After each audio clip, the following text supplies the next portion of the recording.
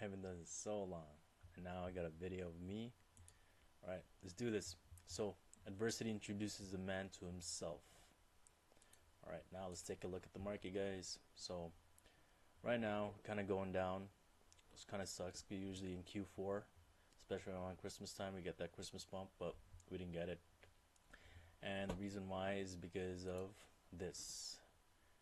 Bank of Japan set to hike rates, and the reason why that's important is because they're the biggest treasury holder for the United States, right? They hold about, let's see, 1.189 trillion. All right, this is by this guy right here. Follow this guy. He's got really good insights. So basically, this yen carry trade with that, right? People have had zero interest on, or nearly zero rates on borrowing liquidity, so that way they can pump the market like stocks, crypto.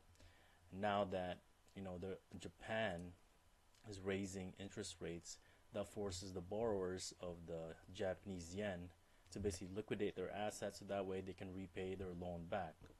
So what that's gonna do to the market, especially crypto, because crypto is so volatile. And I already made this chart. Yeah, see what we've been going down, and I do foresee us retesting around this line right here, 75k. Could go down a little bit lower than that, but I don't foresee it going down even lower.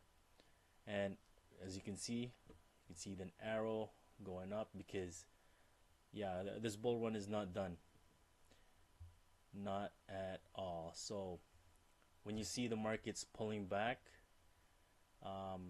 it's because of Bank of Japan raising rates. And what they're gonna do to basically mask this is that they're gonna bring this up. They actually, like, everything's been aligned. It's crazy how they align all of this. So the Jeffrey Epstein files are gonna be released. You're gonna see that all over the market. Social media, and people are gonna be thinking, oh yeah, that's the reason why the market's pulling back. It's because of the Epstein files. But really, they just position that so that way they can hide this right here, the Bank of Japan raising rates, right? And however, that's not something, that's not a reason to be afraid, because we're not done this bull run yet, right? So if you take a look at this chart, okay, so for the past few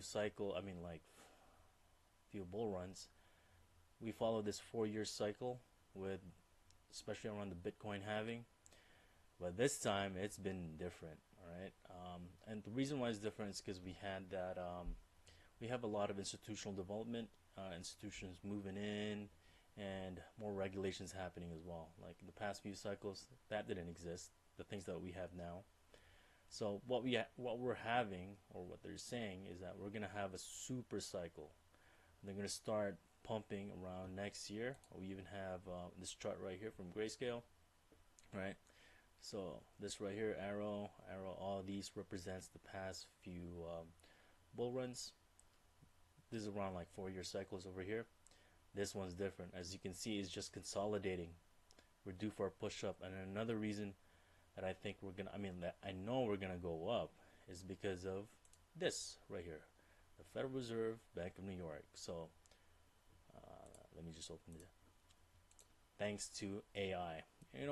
Last time I did videos like this, I never had AI helping me like this, but now they simplified everything, right? So that I don't have to just like pull stuff out of my butt.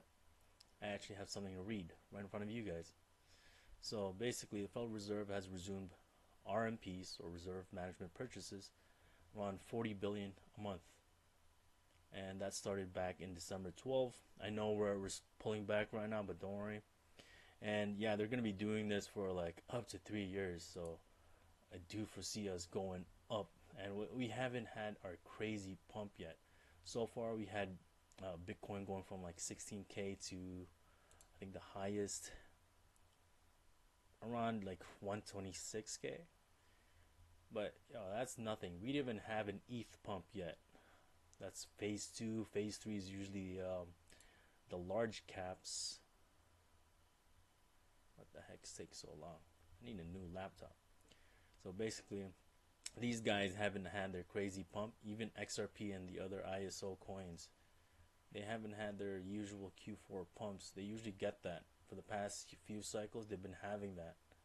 And I was expecting that.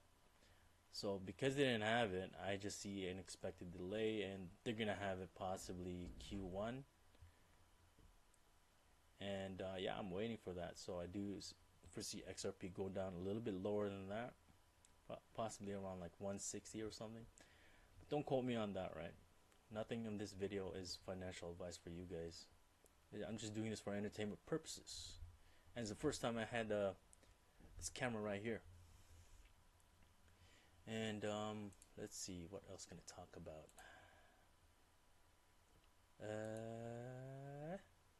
That's, oh yeah. Alright, did I already say this? RSI is oversold, as you can see in this graph. This is by this guy right here. You guys should follow this guy too. Pretty cool. The heck? I swear I follow this guy. Anyways, yeah, we're due for a push-up right here. And how high we're gonna go? I think somewhere around, yeah, I stopped the arrow on there. 170k.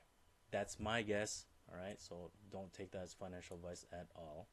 But we could also go even higher than that, because all the other countries are racing towards getting the most Bitcoin right now. We're in a process of what I call a crypto war right now, or the beginning phases of it. So yeah, stay tuned, guys.